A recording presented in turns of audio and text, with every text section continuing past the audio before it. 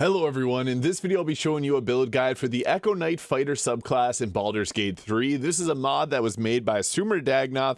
Now this is one of the most highly requested subclass mods in the game. The Echo Knight, in a nutshell, what it does is it's able to summon in an echo or a copy of yourself, and you can make attacks through the echo, so you can set it up behind and maybe near a enemy spellcaster and do your melee attacks through the echo. It can also take an attack for a teammate, it can heal you when it goes down, and later on you can summon in 2 of them. There's a lot of really cool ways to utilize this, and I'll be showing you a full build guide here for this now. So the fighter itself, for the fighting style, I personally like the defense, but great weapon fighting is also nice because we want to use an extra reach weapon, because you can use a sentinel feat to be able to attack through your echoes. So this works great if you're going to be using a large weapon like the Vigilance Halberd or any other weapon with the extra reach.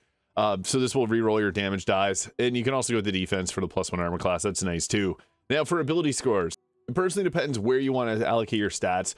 We're going to likely use a strength-based weapon, but it's nice to have dexterity too, because initiative is important, especially in this game that uses a D4 initiative die. But you can alternatively put those points into your constitution as well and take it up to 16. I personally prefer a higher dexterity, but that is entirely up to you between these two stats. Level 2, Action Surge, pretty sweet. And then into level 3 is when we get to take the Echo Knight subclass.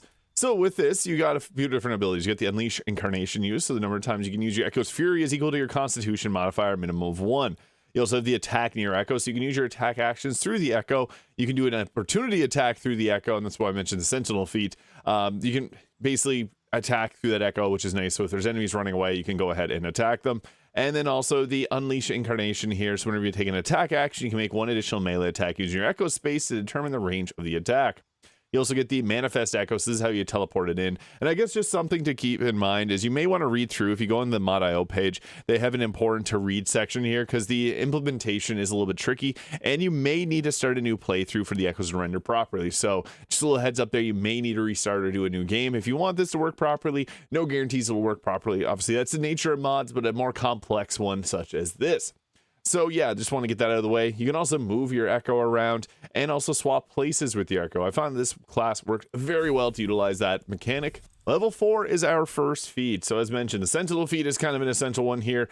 So with the Sentinel, whenever an enemy within melee range attacks an ally, you can use a reaction to attack against the target, and you gain advantage on opportunity attacks. You can also add in the Polearm Master too, which is nice. But I think the Sentinel just ends up being better. So go with these either 2 of these. It's also good to get a dexterity or a strength-based increase depending on the weapon choice you're using. Level 5, extra attack, always nice. And then level 6, the best thing about the fighter is that extra feat that you do get. So you can go with an increase to your strength or your dexterity or your constitution, really. Strength would be best if you're using a 2-handed weapon. Alert feed for the +5 initiative, also quite nice because that'll pretty much guarantee that you move first. And as mentioned, the Polearm Master can be a nice option too, because this gives you the opportunity to attack when target comes in range, and we'll be using a Polearm or Halberd for this weapon build. Now, level 7 gives us the Echo Avatar. Transfer your consciousness to your Echo, allowing to manifest it and roam freely without a distance restriction. You will be blind and reduced. So basically, you can use your Echo to scout ahead kind of for you there.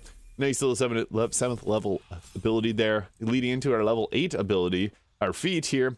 I would recommend going with Alert for the +5 initiative. That's always a great choice.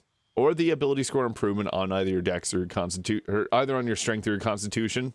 I'm going to go with the Alert feat. I just find that +5 initiative really important, especially at level 8.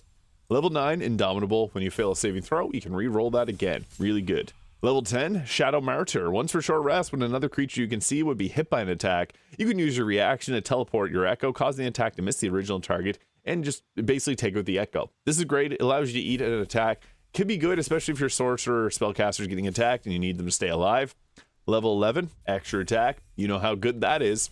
Level 12, extra feat. At this point, you can increase your strength or to your dexterity, depending if you need more initiative or armor class. And then level 13, we got Indomitable 2, another round of re-rolling those saving throws. Level 14 gives us another feat here. And this is another one that you can go with, like the tough feat. If you're doing level 20, it'll give you +40 health. You also don't need to go to level 20. You can stick right at level 12. It's perfectly fine. Just get more abilities here as we go through. But the Savage Attacker is another really nice one because you can reroll your damage die. So this kind of does stack with the Great Weapon Fighting. You can stack those together.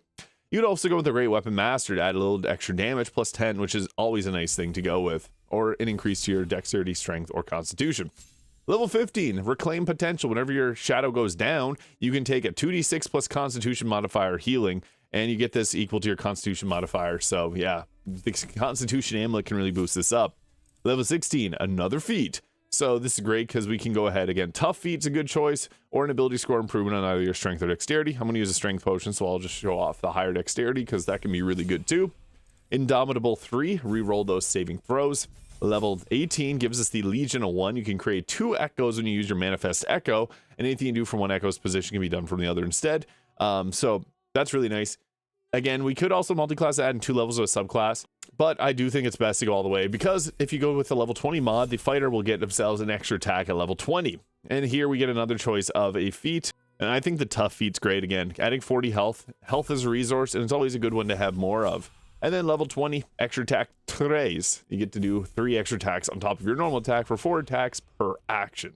I'm using Skirby's Dark Knight armor mod here for the purpose of the start of the video, but alright, so best gear. I like the armor agility. We can get our armor class to 26 without using a shield, because I went with the high dexterity route. But if you're going with a strength-based route, it's probably best to use the armor persistence or any of the other heavy armors. Hellisk armor is an okay choice, but it's best to utilize even the Dwarven Split Mail if you're not going to use the Constitution amulet, because it can boost up your Constitution. I personally just think the armor agility is nice. Adding your full dexterity modifier, you build around dexterity, armor persistence, or any other heavy armor available. Also, the Helm of Baldur on, so you can't get critically hit. That reduces one of the ways that enemies can hit you. Also, will heal you and give you a bonus to your armor class. Obviously, best in slot helmet. The haste helmet's good early game, or the scabby pugilist circlet to deal more damage when surrounded by enemies. Cloak of protection, really just the best available or cloak that you got. The Legacy of the Masters are nice, plus 2 bonus to attack and damage rolls. This can be good to make sure that we do land our shots, especially since we're going to be using the Great Weapon Master. Evasive Shoes, plus 1 to our armor class. As well, we got, you can see some eyeballs down there, the Killer Sweetheart, which gives you a free critical hit, and that's always a good choice. Ring of Protection for plus 1 to armor class, and then also with that critical hit, the Vicious Shortbow will give you additional 7 damage on the crit, which is great. And the Halberd of Vigilance, which gives you additional force damage in your attack, plus 1 to initiative, ability on advantage on ability checks on the perception kind, and then whenever you make an attack roll as a reaction, do it with advantage, although we already get that from one of our abilities or feats that we selected. But that extra reach is quite nice. And prior to combat starting, you can manifest your echo, and yeah, you can set this down in an area nice and close to you. But then what you can do is then take your echo here and get them to move. So this is great. All right, so we didn't get so lucky with our echoes 1 and 2's positioning here, but you can move them on your free turn. So move echo. We can put this, I like to put it in the back line because this allows you to do some attacks outside of your normal range here. Sometimes it does take you a couple, like I didn't start a new save to be able to utilize this, but yeah, sometimes they do. It is a little bit wonky with the movement. It does have a distance which it can only go so far. So for example, if we wanted to move it like right over here, you can do that. It's just a little bit tricky because it has to be within close range. I'll try it right here then. So yeah, you're able to move them, but you may have some issues because it has to be within the range of their actual movement. So what's nice is you can move them around and then swap places with them as a bonus action. Or we can just get right to hacking and slashing. It's also nice if you play as a high elf, because this will give you the ability of taking a very powerful ability of Booming Blade, because this can add a lot of extra damage to your attacks, and it's worthwhile taking. The nice thing with the halberd is you do get extra movement speed, so you can actually keep them out of your range and then also just make attacks to them outside of the range that they normally would be at. So that's one of the best things about the extra reach weapons in this game. And you may need to do a couple hits to be able to finish them off compared to some other builds out here. But to be able to utilize the abilities of this, so what we can do is then use the attack near echo feat. So with this ability, you can click that, and then you can actually attack through your echoes there. So we can just go with the attack, boom, and attacks through our echo, which is really cool. So boom, that's why we want to set these up in a proper position, because if you run out of movement speed, you can then just cut them down while using the attack near echo, which is obviously really nice. So yeah, you can get pretty strategic with this too, because you can move the echoes to a better position. If you need to attack a target that's just slightly out of range, you can go ahead with something like this and move them right behind the target, or I guess in front of it. Really doesn't matter too much. Sometimes it's a little wonky, but that's just part of the nature of it. I guess I won't use action surge here. We'll use our bonus action attack. You can do the polearm cloud if you don't end up attacking a creature and taking them out. So yeah, that was a nice extra boost to our damage. Now here's a cool ability. So Shadowheart's able to get hit with an attack. We can use a Shadow Martyr there to make it teleport and save Shadowheart, and it'll take the damage for it. And then since it got taken out, you can claim the potential and give yourself that 2d6 plus 6 temporary health bonus. I'm not going to do it right now, but that is a nice thing about using the shadow echoes. And I got hit there, but it also took out our shadow, so we're going to reclaim the potential there, giving ourselves a heal, so you can reclaim it, boom, give yourself a bit of health back. Oof, this is the best thing about Indomitable, re-rolling your ones to make it not save you. Alright, so here we got 2 targets right in our face. That's fine, we're a fighter, that's what we're that's what we're made for, so that's why the Scabby Pugilist Circlet's so nice, because you're oftentimes going to get surrounded, which ends up giving you that nice boost to your damage, and you just go ahead with your weapon attacks there. And then when you run out of actions, you can always just pop Action Surge. So boom, we were able to take them out. Now we are going to use our Manifest Echo again as a bonus action. Unfortunately, you can't move them too close. So I keep getting counterspelled, hit him with slow, and a bunch of other negative effects. So just to be able to show this off, I did end up using a cheat mod. So just clarification there on that. I just want to be able to show off the attack features through the echoes, which is really fun. So yeah, we're just going to summon in your echoes to a position that you can't physically move to. That's really nice, because then you can go ahead with just attacking through the echo there. It does create this like appearance here whenever you're attacking through the echo, so it can kind of warp your vision. But a thing about this is you got to move into a position where you can move the echo, and then you can run away from it as well. So I moved my echo right to there where I can't physically go, and then attack through the echo, and then do our attack there.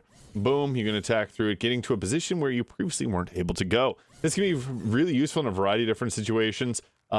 Which is really nice. And then for anything that's up close and personal, you can just turn that off and then go ahead with your attack there, taking them out just like that. So the echoes are really nice. You just got to be careful with the move echo. It's only usable in the turn-based mode, and you have to be close enough to be able to move it, and then you can run away. So you can set up your echoes in a very strategic position so they can attack with their sentinel feet and on any running attackers, and then whenever they run their way to you. And you can also use the echo avatar, which are pretty fancy, so concentration on that. The echo avatar, which you can then see through your echo here and then use it to get to places that you may not normally be able to get to. So pretty cool. Let me know your thoughts in the comments. Hit the subscribe button below if you haven't already. Check out Sumradagnoth's other mods. They make a lot of really great mods. So yeah, have yourself a great day. We'll catch you in the next one.